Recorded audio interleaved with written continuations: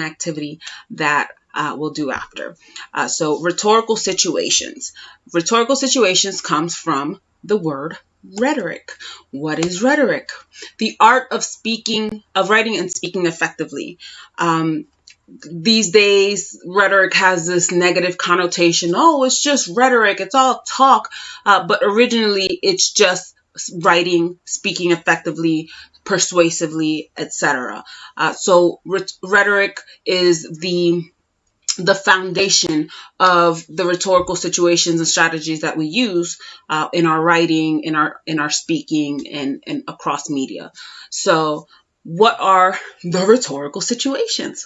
Well, and how does one use them to write or speak effectively? So rhetorical situations, first we have purpose. Why are you writing this? What do you want the audience to gain from this? If you're writing anything, especially in academia, right, in academic settings, you're writing for a reason. Unless it's your journal, right? Actually, even your journal, you have a purpose, right? Your purpose is to let out everything that happened today. So why are you writing this? And what do you want your reader or your audience or your viewer, depending on the medium, to gain from this text that you're creating? So some examples of purpose would be to inform, to entertain, to persuade. And purpose really aligns with the message that you're sending, right? We're used to reading text or looking at things and looking for the theme or the point, right? That's where the purpose is. So let's say I want to inform people on the state of climate change, right? That's a hot button issue, and we just had that protest. So let's say I want to inform people on the changes that they can make to reduce climate change, or I want to persuade people to make some changes in order to prevent climate change. Other examples could be to entertain, right? We see a lot of comedians that their purpose is to entertain. So what is the purpose of your endeavor?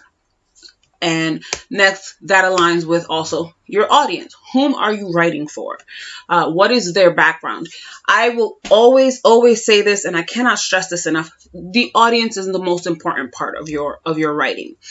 If there's no one to read it, again, you're just writing in your journal. So whom are you writing this for? Who are you addressing? Because you have to take these things into consideration, because you need to, you need to format your writing accordingly. If a rocket scientist is addressing a group of rocket scientists, he's going to tailor his message using their jargon, using terminology that only a rocket scientist would know. But if he were coming, if they were coming to speak to a group of kindergartners, they're not going to use that same terminology, because the kindergartners are going to be like, what are you talking about? Even if they come to speak to me, I'm like, what are you talking about? So they have to tailor the message to the audience, and equally you have to tailor your message to your audience. And you need to consider who are they? What is their background? What's their educational background? What are their interests? Especially when we get into genre, right? They're reading this. Who is reading this? Who do you want to read this? Especially if your purpose is to persuade, right? You want the opposition to read this. So how will you tailor that message? Are you going to criticize them? Are you going to insult them? No, you're going to tailor your message so that they can come and put their defenses down and read your message objectively. If you come and insult, then we see this every day in politics, right? If you're insulting the other side, they're going to get defensive and they're not going to listen to you. They're just going to see it as a personal attack. So you're going to tailor that message, because really that's the side you want to persuade. You don't want to persuade someone who agrees with you, because they already agree with you. So you want to persuade that side to to come to your side. So how are you going to do that? Lay the facts out objectively. You may say, while the other side believes this, and maybe they have a point here, but they need to look at this. And you're going to tailor it as objectively as possible and without insults. So that's how you need to consider your audience. Where, and equally, let's say, the rocket scientist knows that they're coming to address an audience who has a high school education. They're not going to use the same terminology or the same words that they'll use to address PhD students who are familiar with the readings that they do, right? High school students are not typically reading a rocket scientist magazine, right? Or a rocket science journal. So they're going to say, well, let me give you a brief information on this research. This is what it says, as opposed to the group of rocket scientists who already read that, or it's common knowledge. They don't even need to introduce that. So you need to strategically think about how to frame this message for your intended audience. And especially in print media, I also say that you need to respect your audience, one, by not insulting them, two, by formatting your writing so that it is courteous to the reader. So if you have, let's say, a page worth of text and there's no, it's all one sentence, or there are no paragraph breaks, you're being discourteous to your audience because they need a break to process all of this information. Right? So they see a big chunk of text with no break. They're already visually overwhelmed. So you want to be strategic in having paragraph breaks, in, placing the occasional period and comma, not having, mixing up the sentence structures, which we'll get into more. But just having long, short sentence mix, variety of complex and simple sentences, so that the reader, one, stays engaged with sentence variety. They're not overwhelmed with completely long sentences. And two, they know that they can take a break, stop, pause, and process what's come.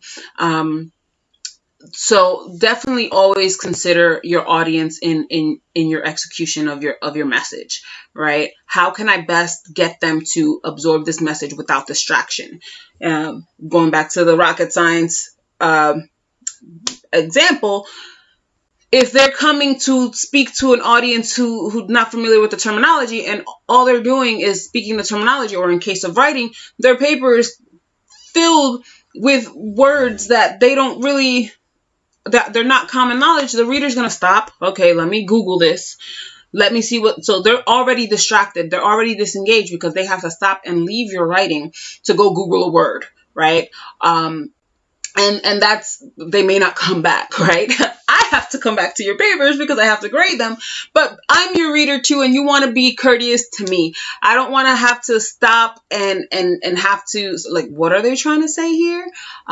So we fall into the trap, the misconception that academic writing has to be full of long, complex sentences with big Latinate words.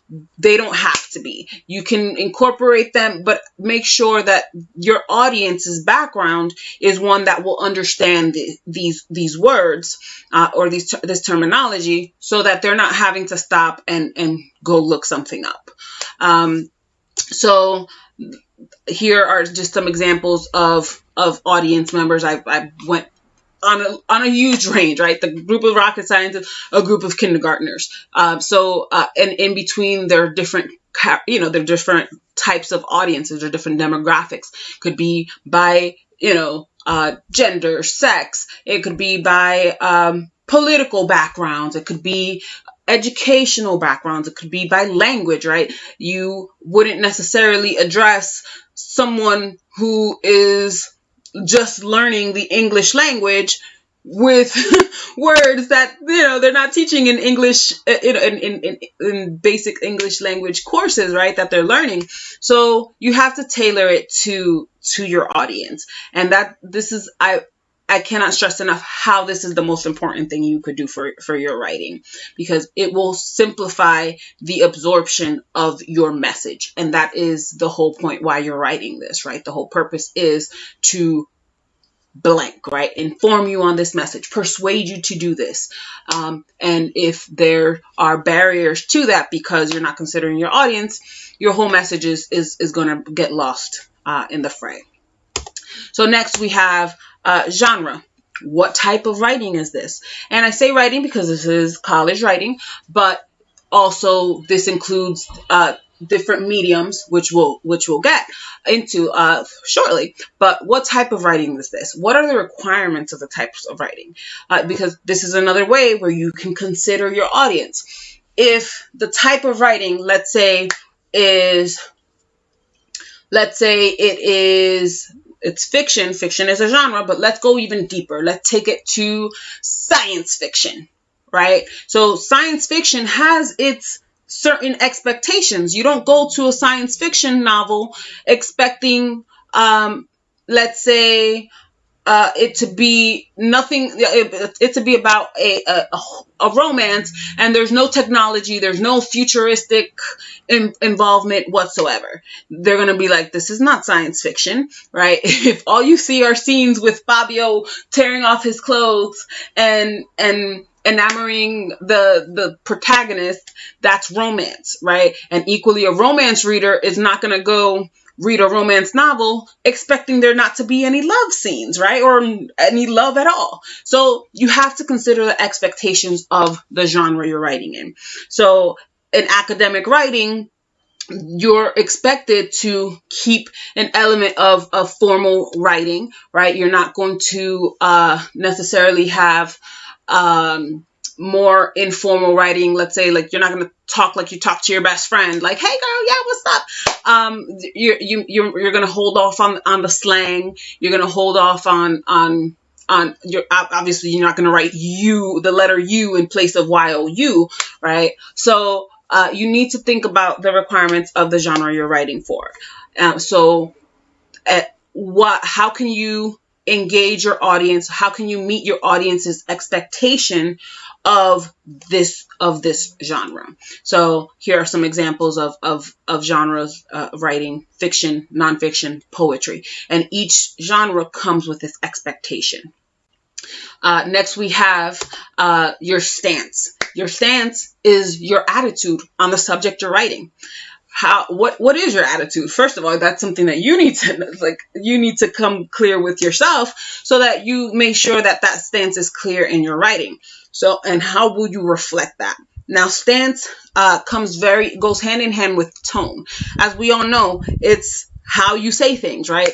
If anyone has ever been misinterpreted, they know, oh, well, you said it this way, right? So it's your tone is also a factor in executing your message. So how are you saying these things? How is your tone reflecting your attitude on this subject? Because let's say you're really passionate, right? Here are just some examples. You're passionate, objective, or critical. Let's say you're really passionate about this subject, but it's coming off in your writing as if you're like, you couldn't care any less about it. Then you're giving mixed signals to your reader, and it's just, they're going to be like, well, they don't care, but your stance is passionate, but your tone is coming off indifferent. They don't care about the subject. Why do I need to care about it? Right? So you need to make sure that your attitude is reflected adequately in your writing. If you want to criticize something, there are ways to do it. You can use humor, you can use sharp critiques, but again, your attitude needs to be clear, and that's a way that you can also respect your audience by giving them clear signals as to how you feel about the subject. So next we have media and design. So what medium will you use to communicate your message? How will you organize your message based on this medium? So we have different medium. In college writing, our medium is it's print, right? Because we're typically working with words. But we might occasionally work with visual mediums. We might analyze a painting. We might analyze a cartoon. We're going to analyze a song shortly. So and for the rhetorical analysis may be the text that you choose. I say text, but everything is really a text. You might choose an episode. You might choose a podcast. Those are different media that you can use, right? And how will you organize your message based on the medium? Because obviously, in film, you have access to more strategies, right? You can use music, right? In a movie, you have the soundtrack setting up the suspense. You have the visual images of people acting out the scenes, right? So we'll have body language. We have them saying words. So we appeal to different senses in film than we would, let's say, on radio, where you only hear the voices, and in print, where you only read the words. So how can you strategize properly, right, when executing your message across a different media, across a different medium? So these are things to consider, right? So that your message is as clear as possible, and depending on your purpose, always as engaging as possible. So now we have a little activity to put this into action. So look at these lyrics from Drake's Fake Love coming up, and identify the purpose, the audience, the genre, the stance, and the medium, right? So you're going to write all of these down, and again, go back to the notes or go back to your reading if you need any additional help in figuring out these rhetorical situations. But you're going to look at these lyrics and you're going to identify all of these rhetorical situations. So here are the lyrics. So let me wrap them for you. So something ain't right when we talking. Looks like you hiding your problems. Really, you never was solid. No, you can't stun me. You will never get to run me. Just when shit look out of reach, I reach back like 1-3, yeah. That's when they smile in my face. Whole time they want to take my place. Whole time they want to take my place. Whole time they want to take my place. Yeah, no, they want to take my place. I can tell that love is fake. I don't trust a word you say.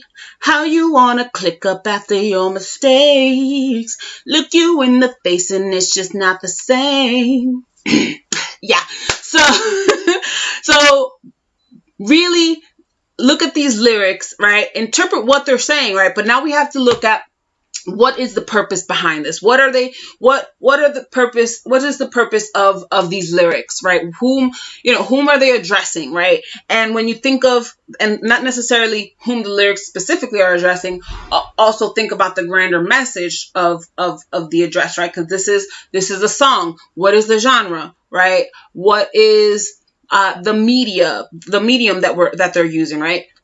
Think about these things, and then I want you to, after you get the message, right, what is the purpose, what is being said, and what is the purpose. Once you've identified those rhetorical situations, I want you to rewrite the message of the song. So you're going to keep the message, you're going to keep the purpose, but you're going to change the audience, the genre, and the medium. So once you've come up with, what's the point, what's the message that they're saying, what's the purpose, and whom are they addressing, we're switching whom you're addressing. So you're going to keep the same message. I don't want you to keep the same lyrics. You're rewriting these lyrics into a different medium and a different genre. So once you've identified those, you're changing the audience. The audience is now corporate America. So and the genre is a formal letter or professional email. So you're going to address this message to someone. Pretend this is your coworker, but you have to keep it professional. So you don't want it to be something that gets you sent to HR, so to speak. So you want it to be either a letter or an email. You're addressing this person the same way Drake is addressing the the person in the song, right? You're keeping that same message, but it's now going to a different medium. So now these are words instead of being rapped and sung. Now these are words in an email or a letter, and your audience is changing to corporate America.